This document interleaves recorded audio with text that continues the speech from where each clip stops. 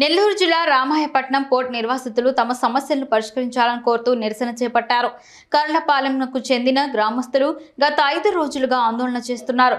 పోర్టుకు వస్తున్న గ్రానైట్ ట్రక్కును కూడా నిలిపివేశారు. తమకు ఇవ్వాల్సిన ఆర్ఆర్ ప్యాకేజ్ స్థలాలను వెంటనే ఇవ్వాలని డిమాండ్ చేస్తున్నారు. తమ సమస్యలు పరిష్కారం అయ్యేంత వరకు పోరాటం చేస్తామన్నారు. అప్పటి వరకు పోర్ట్ పనులను అడ్డుకుంటున్నామన్నారు.